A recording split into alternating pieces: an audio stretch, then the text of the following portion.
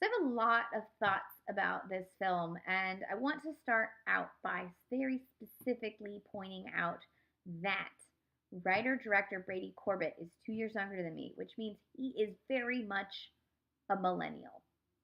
One. Two, the main character in this film, played in the first bit of the film by Raffey Cassidy, and the second half of the film by Natalie Portman, was supposed to be born in 1986. I was born in 1986. I am a millennial. This character is a millennial. This is a story about a millennial. Natalie Portman, probably a Xennial. She's a little bit older than us. But this is a story about societal change that happened while millennials were coming of age. It is written by a millennial. It is a character that's supposed to be millennial, and it is very, very, very much a millennial story, which is why this film is called Vox Lux, a 21st century portrait.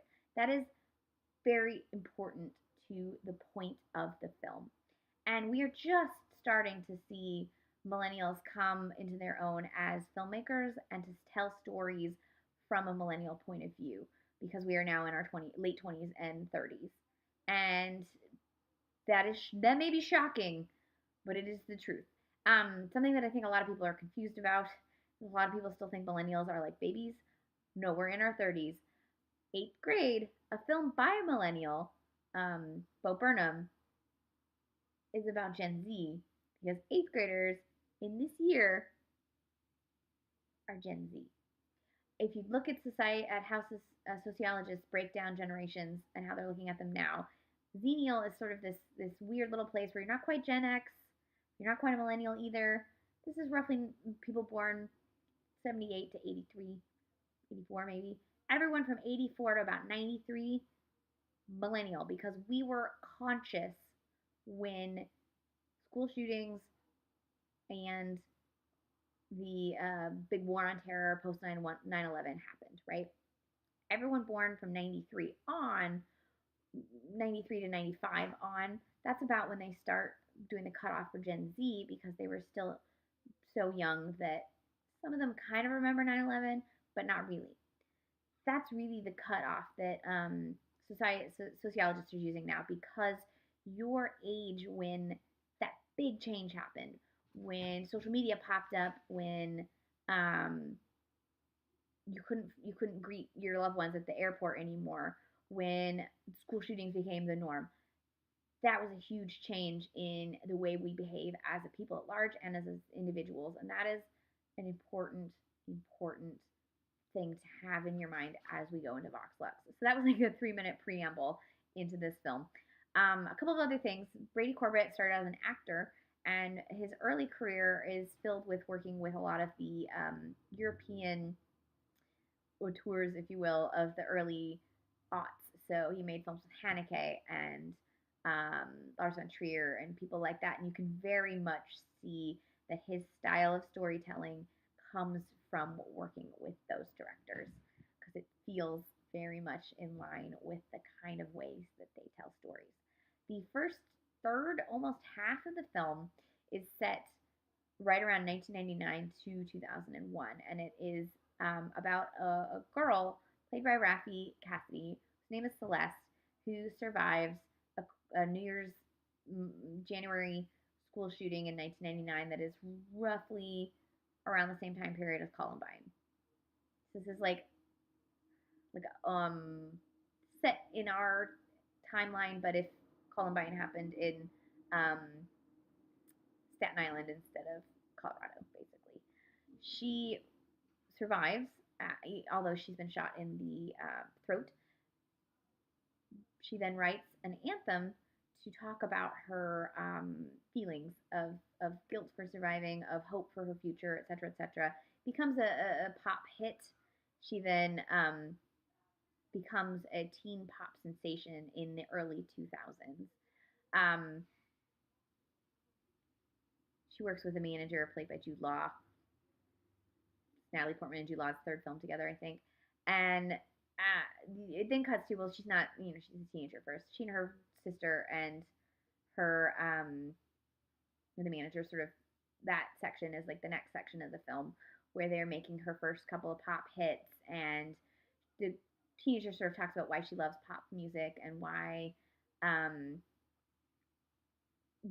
her sort of teenage, she's supposed to be like 14, 15, her teenage idea of why pop music is so good for people.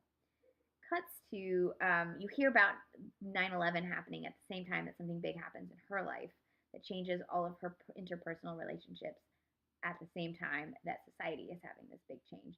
Then cuts to the second half of the film, or second third of the film, whatever, where you follow one day in the life of her during sort of a comeback, rebirth, whatever, um, career launch. And this is where you get Natalie Portman's character, and she's very much at this point a pop star. And Vox Lux is her new film. Vox Lux is Latin for voice of light, very important. Um, as she's about to embark on this day of press and her concert in Eastern Europe, a bunch of people go and shoot up a bunch of people at a beach resort wearing masks that are the same masks that teen her wore in her first music video. The music video she shot the day before, or the day before 9/11, or day after 9/11. I think this was the day after 9/11. These are all very important sort of tidbits in her life. You get a bit where she is, interviewed about this incident and other incidents in her past. That is played by Christopher, what is his name? Christopher Abbott, who is one of my favorite sort of that guy actors. Keeps almost making it out of like indie into, slightly better known.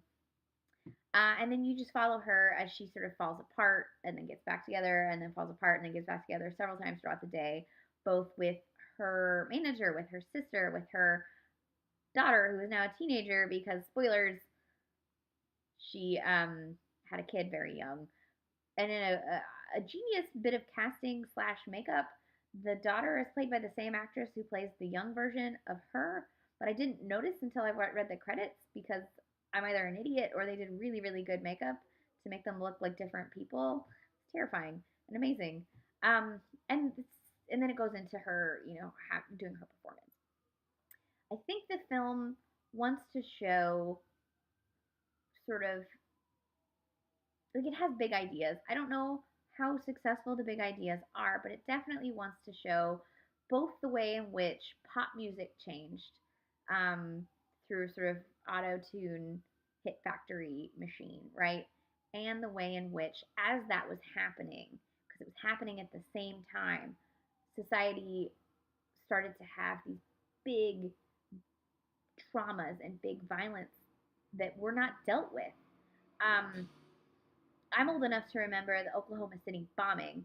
When that happened, the regulation on friggin' fertilizer was intense. I grew up in cow country, so I knew people whose businesses went like almost went under because the regulation on fertilizer was so hard that it was hard to for people to get enough fertilizer to do what they needed to do as farmers, right? And ranchers. And then 2, 3 years later, we started to have these school shootings, and we didn't do anything, to like limit guns. And I think this is one of the first films to really get someone who was growing up at the same time, whose anger about society at large's inability to deal with these traumas and to stop them from happening, to put that anger into a film. Although it's a dark comedy, I think it's a dark comedy. And then I lost my train of thought, which is great because this movie kind of loses its train of thought a few times. Oh, and also the way in which the entertainment industry just eats people and turns them into products. There's a great speech where she talks about how her sister's more talented than her, but her sister never had an angle, so she couldn't be sold like a product. Nothing original there, but like doesn't help to, it doesn't hurt to reiterate that is where where we have influencers who are personalities who have no talent, but they're able to sort of turn themselves into something where they can just go like, look at this, and sell it and get paid $1 million. I don't understand it. It freaks me out. Where was I going with this? I lost what I was trying to say. There's another aspect I wanted to mention. I don't remember. It's gone. But basically, yeah. May or may not be. I don't actually know the like mythology of Lady Gaga all that well because I never liked her music. But I will say that she is the same age as me. She's about a month older than me, and my friend Kyle Turner wrote a really great sort of essay for I think it's Paste, um, tracing the rise of Gaga and her various phases with the character in this film. He makes a very good argument that this character is inspired ish by her, but I think it's not so much by about Gaga as much as the where the industry was at the time and where society was at the time to create in our version of this world Gaga and in their version of this world Celeste. Because I don't think that this film is supposed to be set in our time. I think it's supposed to be a mirror of our time, and so it's not quite the same because that's how mirrors work, obviously. Um, but I think it's a much more interesting film, even if it's a misfire, even if it didn't 100% coalesce in the ideas that he was trying for. I think it is far more interesting than most films coming out today, and at least it was trying to say something. And I think it fits in really nicely with the handful of films we're seeing in the last few years that are truly millennial stories about what it is like to witness society change as a millennial. And I don't know that we've seen enough of these films, and we need more of them because there's a lot of millennial anger, and I want to see millennial anger in transformed into art.